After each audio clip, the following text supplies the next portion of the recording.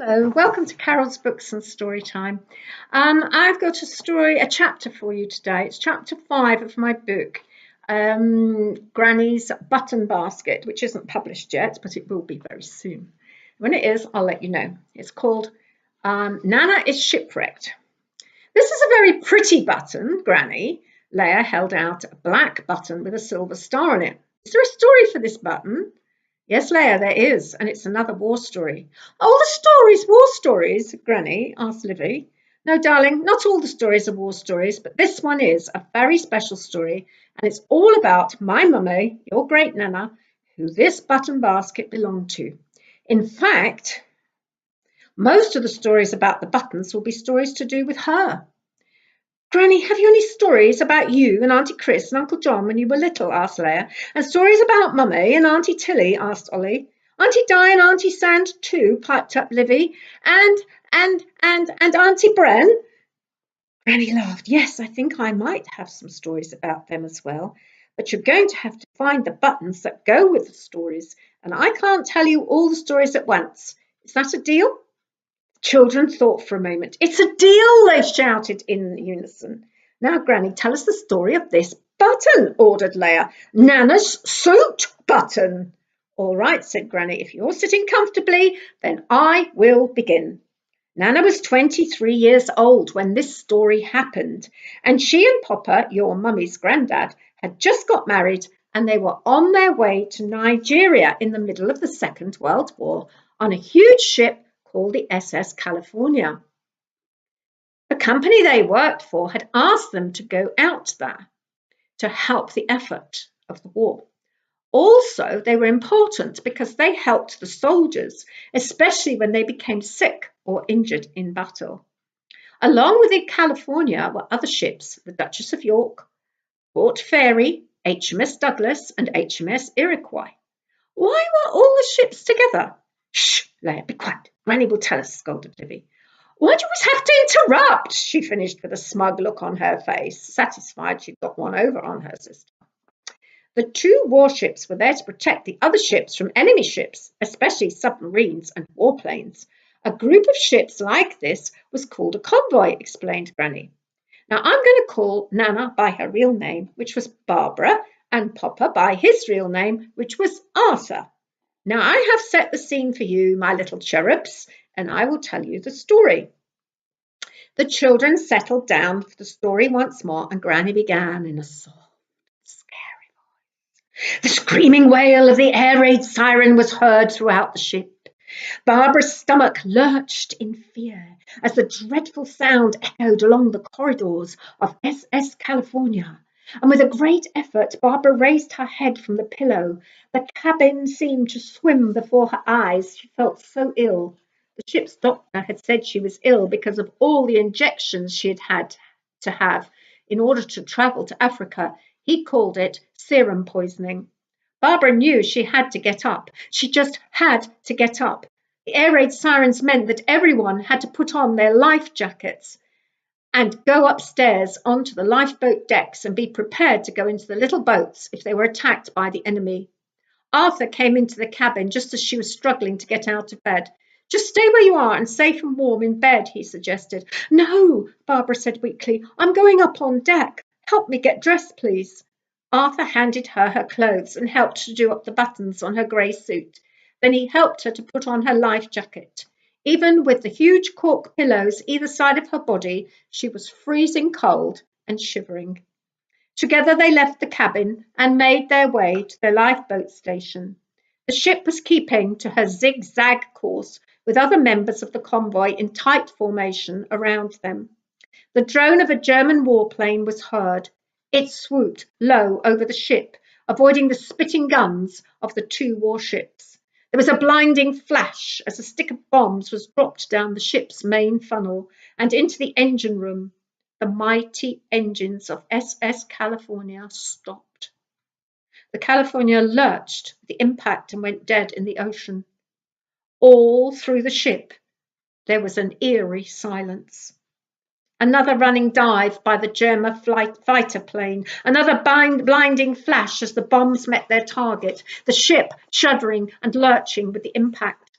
This time the ship's main staircase was hit, and where Barbara had been sleeping only 15 minutes before was sliced away.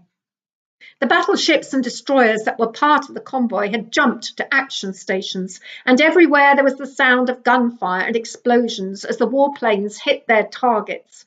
The troop carriers, Duchess of York, SS California, and one of the other ships. Granny, what is a troop carrier? Asked Oliver. It's a special ship that carries soldiers to war, answered Granny, giving the little boy a hug. The enemy planes didn't bother with the warships. They just seemed to skip in and out of the gunfire, attacking the ships that were carrying the soldiers to war in North Africa. Everywhere there were explosions and the acrid smell of gunpowder. Then smoke started to billow from both ends of the SS California. Her eyes smarting from the fumes, which seemed like a mixture of rotten eggs and rubber, Barbara felt as though she was in the middle of a very bad dream. The fumes and smoke made her cough. Her head ached, and her arms and legs felt like they were made of very heavy wood. She started to shiver again. She felt cold, oh, so cold, in spite of all the heat and noise around her. Tears started to trickle down her cheeks. All she wanted was to go home to her own little home in Hull. She wanted to see her mum and her dad and her brother Charles again. She didn't want to be here. Arthur took her hand and squeezed it. Taking a handkerchief from his pocket, he wiped away her falling tears. All around them was chaos. A large sailor barked out orders, and other sailors organised the passengers into lines beside the lifeboats. Barbara noticed that the lifeboat next to the one they were standing by was full of people, and the two sailors in charge were frantically trying to free it, but it had been securely lashed to the ship's infrastructure. A loud voice bawled at them to look lively, get into your lifeboat. Clutching their bright copper ration tins, they clambered aboard their lifeboat. The sailors in the other lifeboat still had not managed to swing it free from the ship's side in order to lower it into the sea. Frantically, they hacked at the ropes with axes. There was a tremendous crack as the rope gave way, and the lifeboat fell 60 feet into the water below, tipping its precious human cargo into the sea. The screams were terrifying. Barbara wanted to be sick. She saw people swimming for their lives in the water, trying to get away from the ship before she sank. And she saw another grab and cling on to floating debris to help him stay afloat. By some kind of miracle, their lifeboat was lowered safely into the sea. The California by now was on fire from stem to stern. There was no going back. Lost, thought Barbara. All is lost. All our wedding presents, my wedding dress, our wedding photos, Arthur's silver flute, my stamp collection, even my Bible is gone that Dad gave me for my 16th birthday. All is lost, and I want to go home. Tears started flowing down her cheeks once more. Hey, come on, sweetheart, said Arthur, tenderly putting his arm around her. We're alive, and that's what matters. The sailors frantically began to pull on their oars, trying to maneuver the small boats as far away from the burning ship as possible.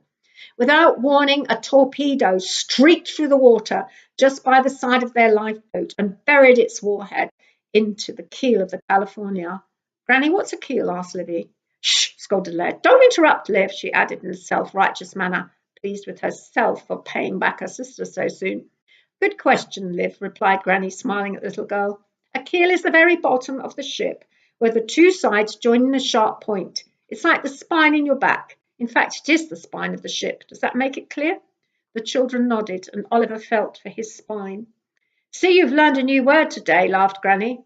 No, now, where was I in the story? The keel, said Oliver. The ship's spine. Oh, yes, said Granny. Well, the torpedo streaked through the water and buried its warhead in the ship's keel. There was a deafening explosion, and then the ship began to sink. Slowly, slowly, slowly, it went beneath the waves until all that was left of it was a burning patch which sank down to the bottom of the sea. Later, My mother told me they were rescued. And that's another story. Bye.